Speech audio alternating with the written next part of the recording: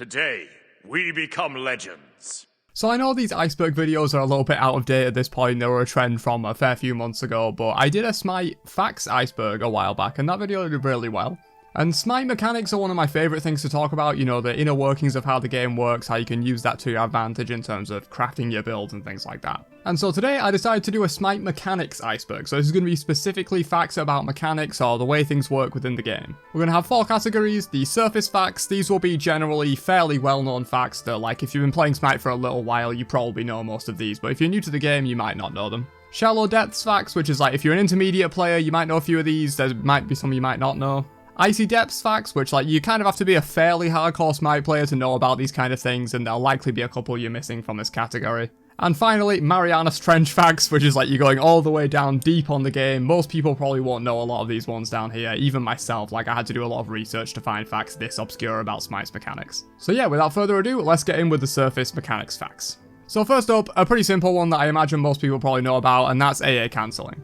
So the general idea here is that before casting an ability, you want to use a basic attack, and then right as that basic attack hits, as the damage number pops up on the enemy, you use an ability, and it will cancel any remaining animation on that basic attack. Like, for example, if you swung your sword at them, you will connect the sword like midway through the swing, and then you'll still have to like complete the swing and bring your sword back to a neutral stance. If you cast an ability right as you hit them, you just delete that animation from existence and your ability comes out immediately, and it's a way to get effectively more DPS out of your character. Certain gods are better with AA cancels than others. You know, a lot of assassins and some warriors have very good AA cancels, but most ranged gods don't have amazing ones. Generally, AA cancelling is better done on melee characters, but that doesn't mean it's exclusive to melee characters. Some ranged characters can still have very good AA cancels. Next up, we have the auto attack power scalings for both physical and magical. So physical auto attacks scale at 100% of your physical power, whereas magical auto attacks scale at 20% of your magical power. Aula Run being the only exception to this that scales at 25% because he's a magical hunter. This is for 2 reasons. One is mostly that physicals generally take down towers in the game of Smite because hunters are physical and they're the premier tower destroyers, but also because magical power is much more plentiful in the game than physical power. You're often going to end up with 2 to 2.5, maybe even 3 times the magical power depending on how the current item situation is in the game compared to physical power, so in general you have to scale less of that because if magical auto attacks scaled at 100% power, you know, you'd have mages just doing 1,000 damage with their auto attacks. Obviously that can't happen. And for whatever reason, basic attack damage caps at 10,000 damage. I don't see how that is ever going to be relevant, but I guess they just put a cap in the game just to make sure like bugs couldn't be exploited to have like 100,000 damage auto attacks or something stupid. But even then, 10,000 is going to one-shot a tower, 10,000 is going to one-shot a weakened titan, 10,000 is probably going to like 2-shot a fire giant. I'm not sure how much health FG actually has, but yeah, seems like a bit of a pointless cap, but it is in the game. Next up, we have soft CCs versus hard CCs. So the only soft CCs in the game are blind, cripple, deafen, slow, and root. Though root pretty much acts as a hard CC for most purposes in Smite in terms of that, like, if you hit a Magi's Blessing that's supposed to make you immune to the next hard CC with a root, it will still proc the Magi's Blessing and immune it. So generally the game treats roots as hard CCs, but it is technically classified as a soft CC. In terms of the difference, soft CCs are generally ones that won't impact your game to where you are completely disabled from doing something. It's like a blind, you're not completely disabled. A cripple, you're not completely disabled because you can still walk around. A deafen, you're not completely disabled. That's just like one of your senses gone. You can still play the game.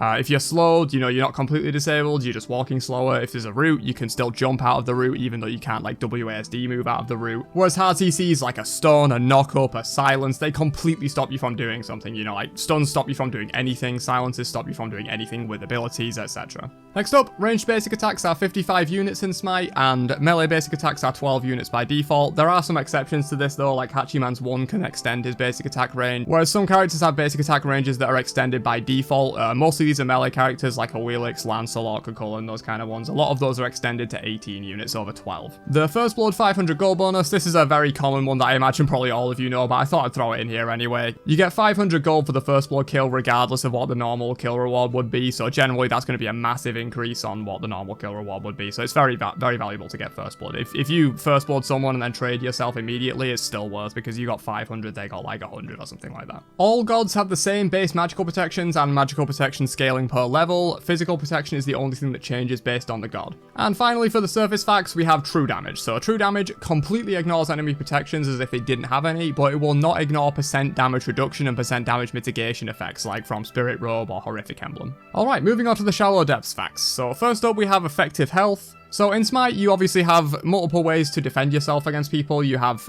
getting more health, you have getting more protections, you can have percent damage mitigations, as I mentioned earlier. But the main way you're going to be reducing damage is the combination of health and protections, and that's where effective health comes from. So for example, if you have 100 protections, that is going to reduce incoming damage by 50%, that's just how the game works. And so if you have 2,000 health and 100 protections, you have an effective health of 4,000, because you could take 4,000 raw damage being thrown at you. Because it's reduced by 50%, that would only be 2,000, and it would kill you. That's essentially how effective health works. It's a way to like visualize the combination between protections and health that can make you like tanky by getting both. Next up, this is just a funny one, more so than like one that you can actually use, but tagging like high movement abilities. So like Ares, for example, if they recall and you Ares ult them and then they get back to the fountain before your Ares ult completes, you can pull them all the way out of the fountain back to where they were. You can like mount a Mercury with Circuit, like ulting Mercury, and then when he ults, you'll follow him, stuff like that. So earlier I mentioned magical and physical auto attack power scaling in terms of physical scale at 100% of their power and magical scale at 20%. Well, there's a magical damage bonus to towers because magicals generally have lower damage basic attacks in the game, except for like magical ADCs. Any magical damage that hits a tower gets like an increased multiplier than physical damage that hits a tower. This makes magical ADC gods like Olorun, Freya, Kronos, and Sol very good at taking down towers because they still have high damage magical basic attacks as if they were a hunter or something with physical, but they're doing that increased damage to towers anyway. And so it makes them absolutely deadly at killing towers. Next up, we have backdoor protections. So when you're taking a tower in Smite, if minions aren't within the range of the tower takes 50% damage, basically. So in general, this is just to stop split pushing and people like running into your tower and just killing it for free. They need a wave of minions there, so you need to be a bit more tactical in terms of like making sure your minions are pushed up before you can take a tower. Knockups are the only CC that can't be cleansed by purification beads or other methods once they hit. This makes knockups very powerful. They're also immune to diminishing returns, but we'll cover diminishing returns in a bit because that's more of like an in-depth mechanic. Minions lose all gold value down to 3 when hit by a tower, but keep all their XP. So this is one that's pretty interesting, and I think it works differently from other MOBAs. Tower camping in Smite is a lot harder, specifically because when a minion gets hit by any tower shot ever, like the first time it gets hit by a tower shot, loses all gold value down to 3.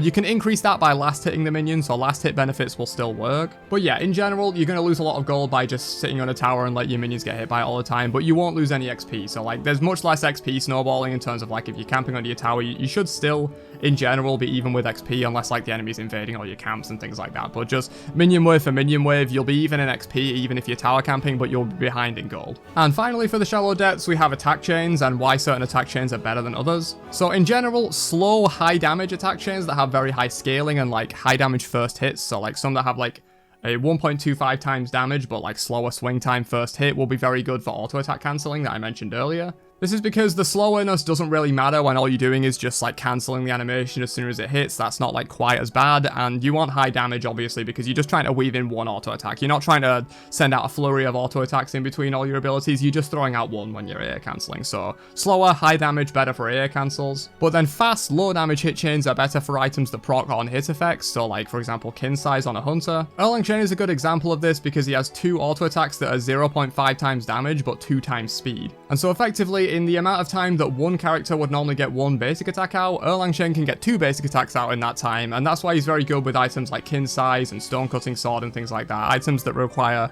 on-hit effects. But let's move into category 3, the Icy Depths facts. We're getting pretty deep down here now, where like there'll probably be a fair few in here that you hopefully won't know. So first up, we have penetration and protection reduction application orders. So if that sounded like Latin to you, in Smite, you can reduce enemy protections in 2 different ways, effectively.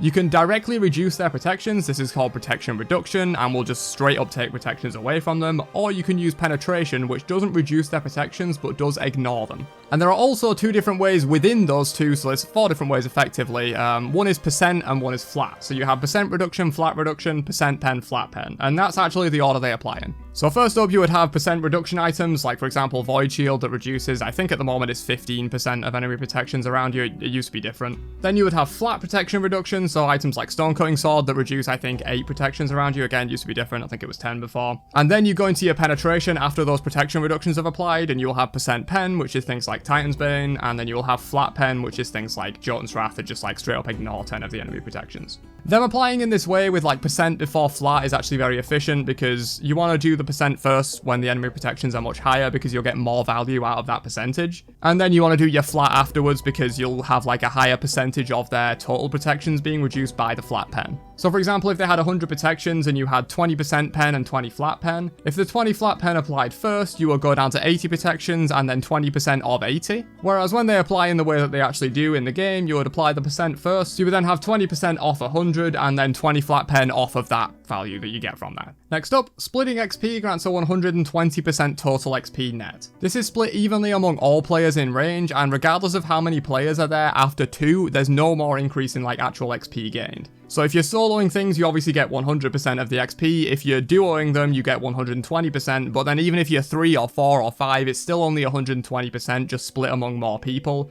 So to get the most efficient split on the map, you generally only want to have 2 people splitting at once. So you'd have like duo lane splitting, for example, and then like mid jungle splitting. That's kind of why the meta works in the way it does.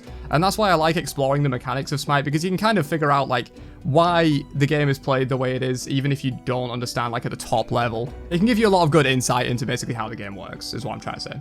Next up, we have diminishing returns on CCs. So when you get hit by a hard CC, soft CCs won't apply this. You get a stack of diminishing returns, which reduces any future CCs that hit you by 40%, so they'll only be 60% effective. You can gain 2 stacks of diminishing returns total, so if you get hit by one hard CC and then immediately another hard CC, you'll go down to 80% reduction. So only 20% of the actual time of the CCs that hit you after that will actually apply, so you become almost like immune to CCs at that point. They buffed this recently. It used to be 1/3 and then 2/3, so you would take 33% of the total duration, but now you only take 20%, so that's like a pretty major buff to like, I guess not a buff to CC chains, a nerf to CC chains, a buff to diminishing returns, to where like, you know, you don't really even care about getting hit by CCs at that point when they're only 20% effective. These stacks of diminishing returns last 15 seconds, so there's no point in trying to like wait them out or anything like that, but just be aware of them and sort of use your CCs in an order that makes sense. So like, you want to use your most powerful CCs first where they're going to last the longest, and then other CCs after that. Also, as I mentioned earlier with knockups, I told you we'd get to diminishing returns, and we have now.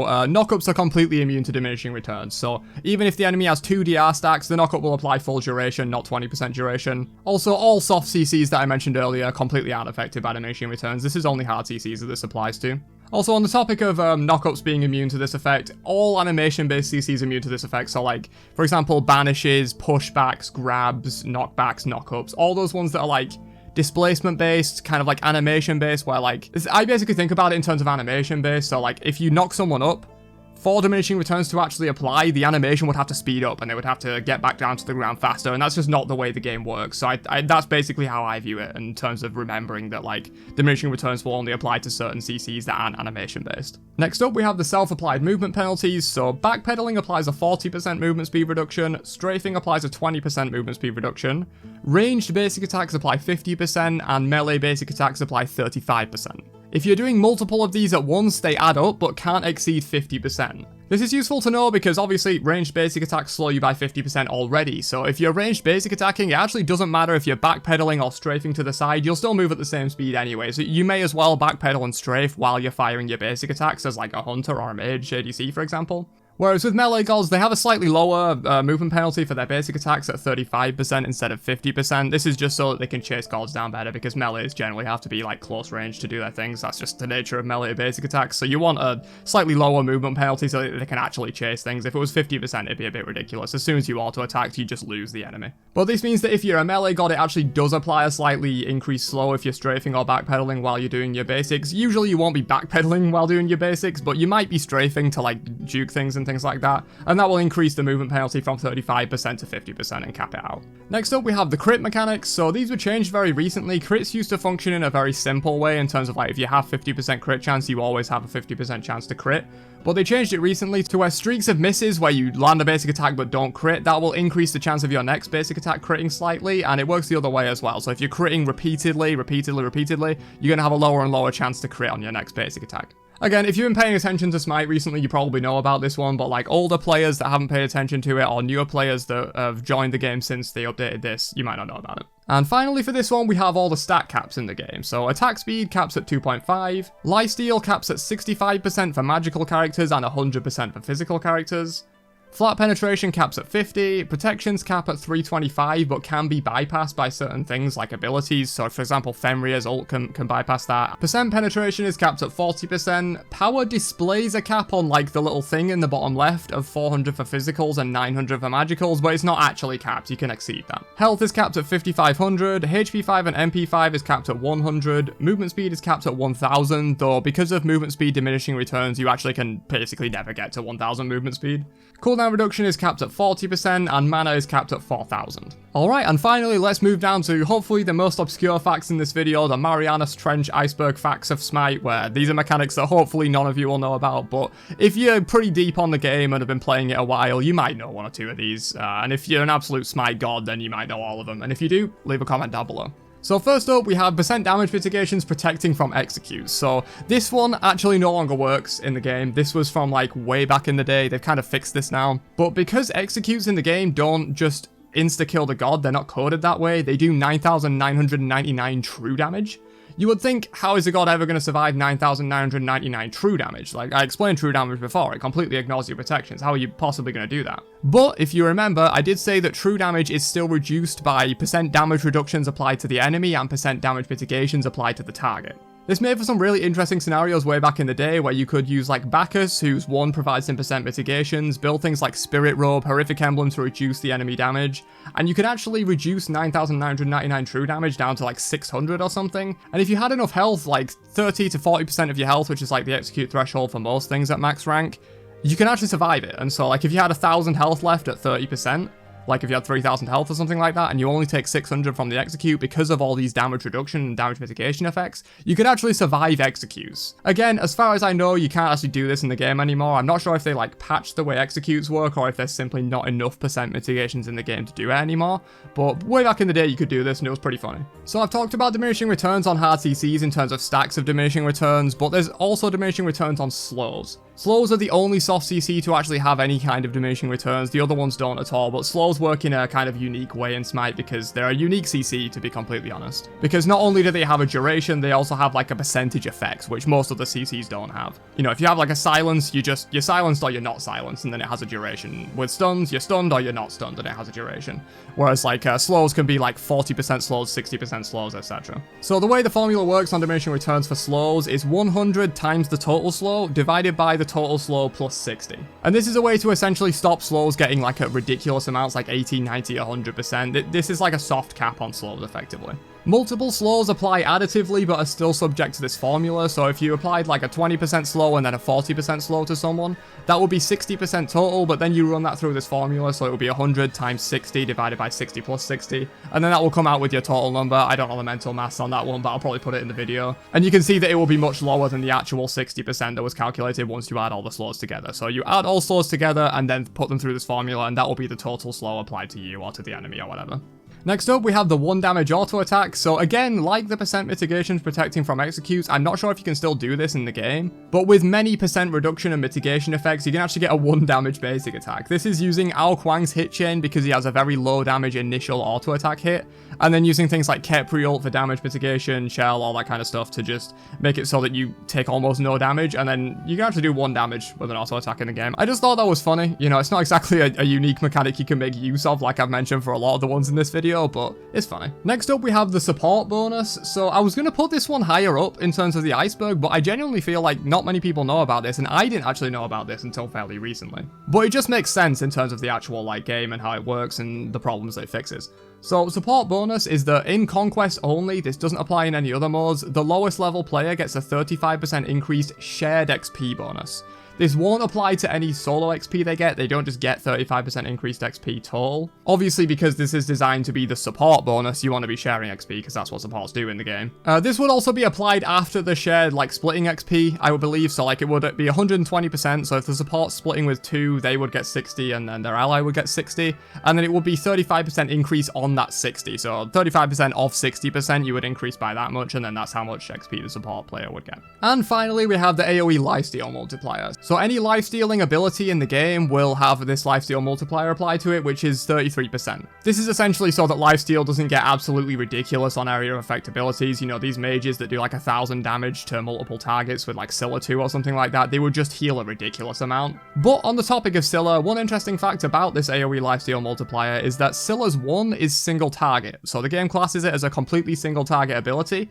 And that makes sense, you know, it does only hit a single target. But then when you rank it up to rank 5 and it becomes AoE, the game doesn't classify it as AoE, even though it can hit 3 different targets, because you hit one and then it like splashes to the other ones, but the game doesn't actually classify it as like a multi-target ability. And so on all 3 targets hit by Scylla 1, you get full lifesteal instead of 1/3, so basically, you get triple lifesteal on Scylla 1 compared to any other normal AoE ability. This can lead to some pretty ridiculous scenarios where you like Scylla 1 on a camp of 3 minions and it heals you for like 1,000. I've done that before. It's pretty funny. It may have been patched by now. I did this like 2-3 years ago, but I'm pretty sure it hasn't been patched as far as I know. But yeah, that's all I've got for the Smite Mechanics Iceberg. Hopefully you enjoyed this one. My last Iceberg video did really well, and I enjoy making these kind of things where I'm allowed to like showcase my big brain knowledge of Smite and hopefully help other people improve. But yeah, let me know how many facts you knew. Did you know a lot of the Marianas Trench or Icy Depths facts? Because they're the most like kind of obscure ones in this video. Let me know how many you knew down below, and I will catch you guys in another one later on. Have a great day, and peace out, you nerds.